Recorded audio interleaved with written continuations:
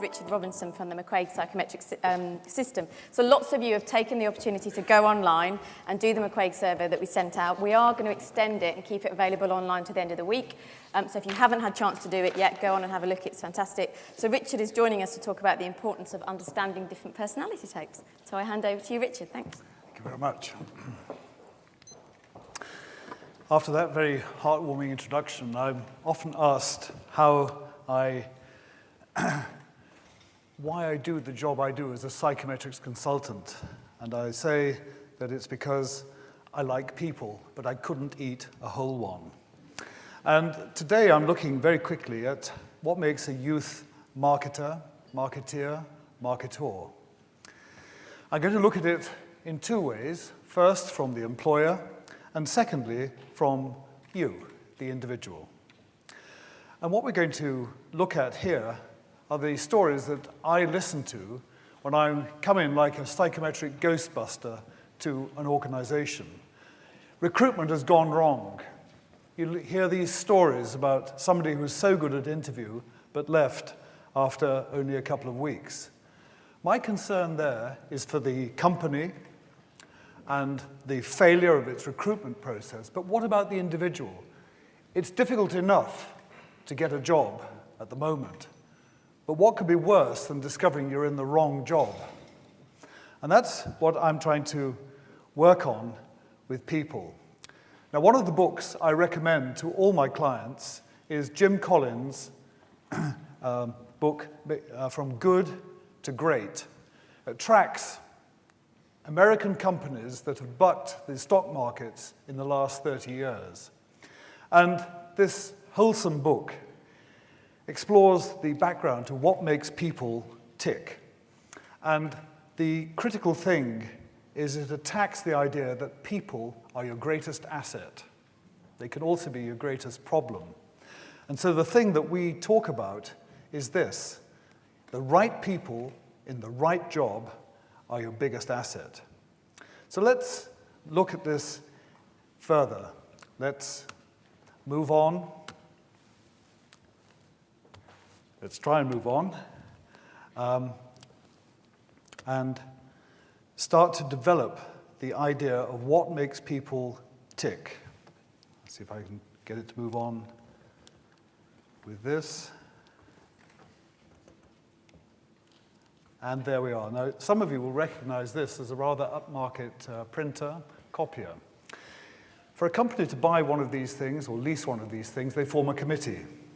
They then put it out to tender. They get 5 tenders in. They review it, they trial it, they sign it up for it and get a backup engineering service after. But recruitment of individuals is often left to the unstructured interview. Using an old job spec, somebody dashes into an interview, is given the CV as they walk in, talks to somebody, and tries to make a serious decision on the basis of a 30, 40-minute discussion where they really didn't know what was going on. So what we can do is move on to make sure that you are not the victim of a poor interview like this, and that you are not the victim of bad hiring. And it's all about process. So what you want to do is get the predictive reliability of what you do that starts to be better than these. You see how it improves, that eventually with perfect prediction, you have a scale of predictive reliability from 0 to 100%. But what we're looking at, what I look at it, is this, that by simply looking at reference checking, so your CV has got to hold up. If you say you've got a degree, you need to be able to show the certificate.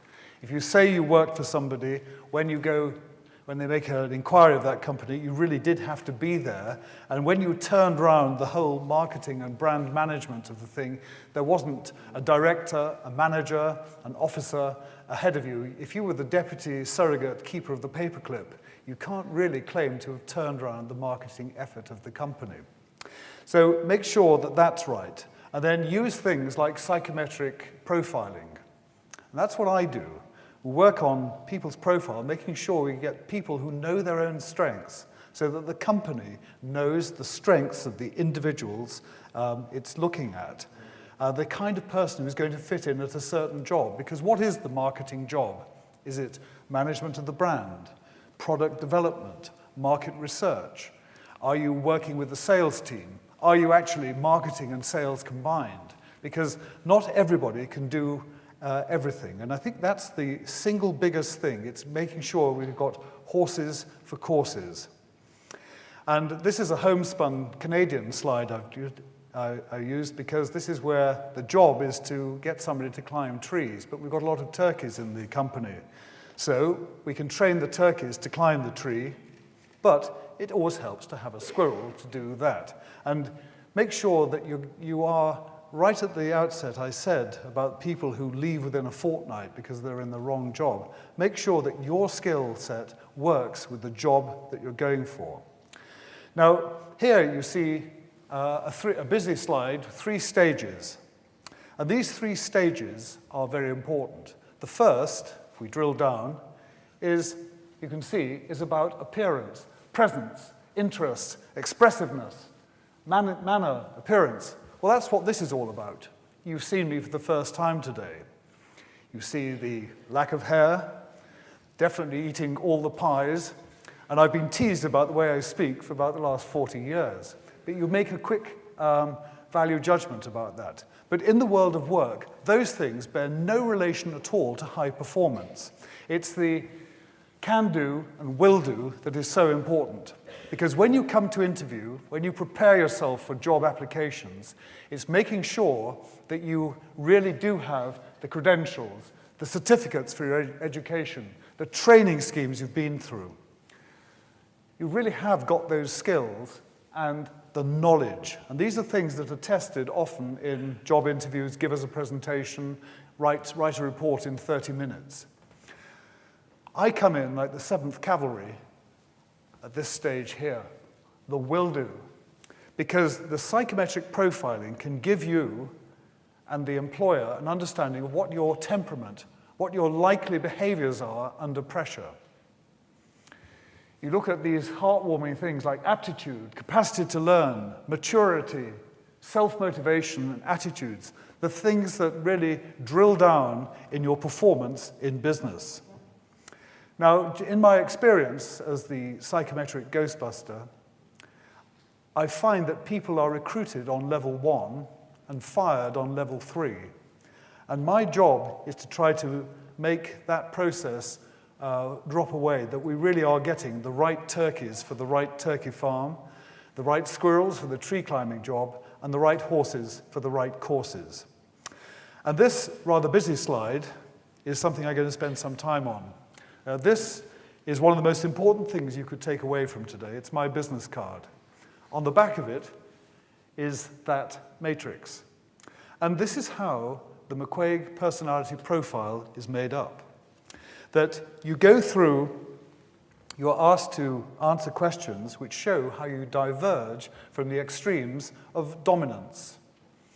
Now, dominance is a catch-all word that describes competitive and goal orientation.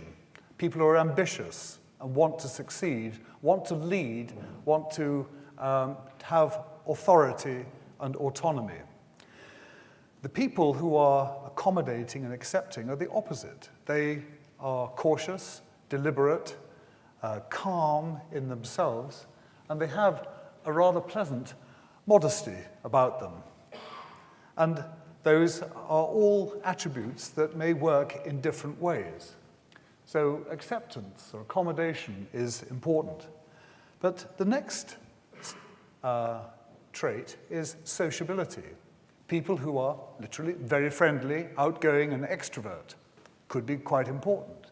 But what about analysis, logic, detail orientation? The devil is in the detail in so many things in life, but in the management of a brand, drilling down deeply into what really is wanted in the marketing job, the management of the brand, the management of campaigns, working with sales, working with the agencies, putting forward a new view of what your business is about. Which kind of person do you want on your team? The extrovert or the introverted type? Well, of course, you need them both. Different people for different jobs. And then there's what we describe as relaxation. We've never found a better word to describe this. It's people who are patient, steady, reliable, use routine to get things done.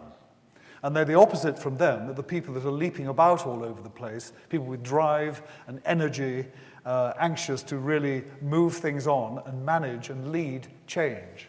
So we put the egg around the people with drive. And then the final trait that we look at is that of compliance.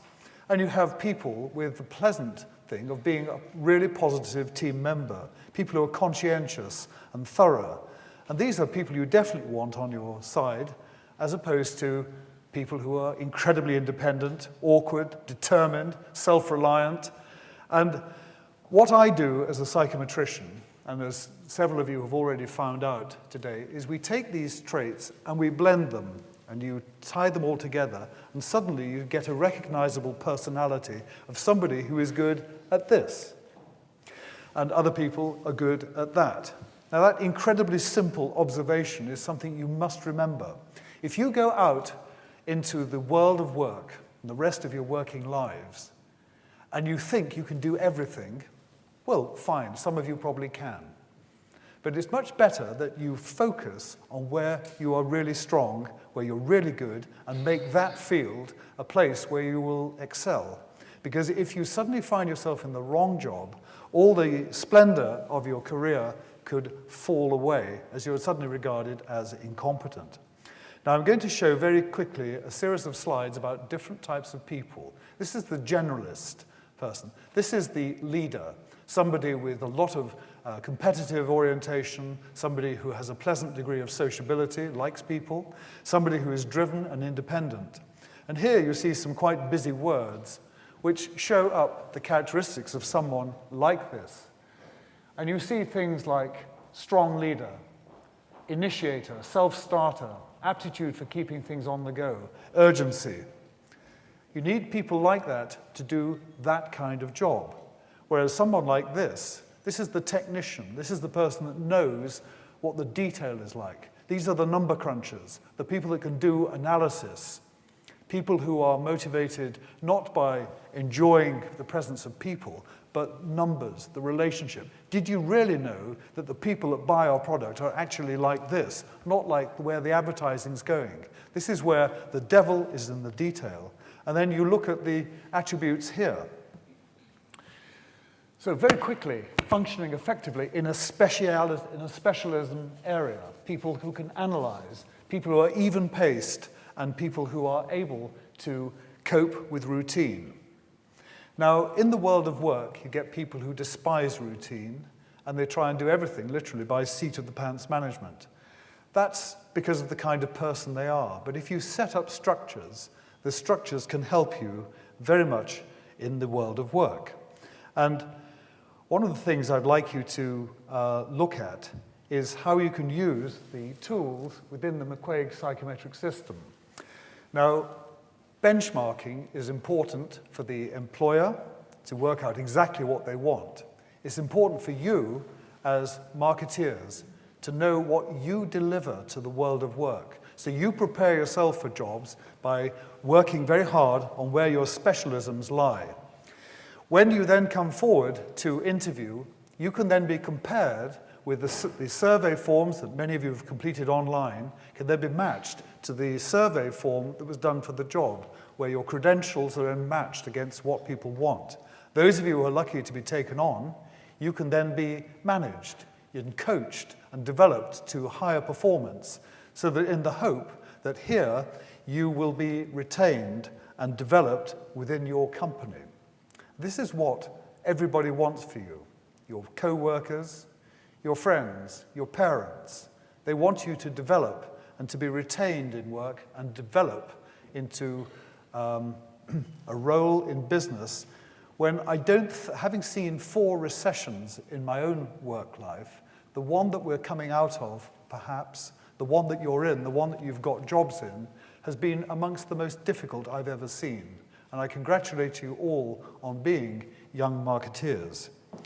Now, I'm sorry to cut you off. It did. Running over time, That was. and it was incredibly insightful. Thank you for that.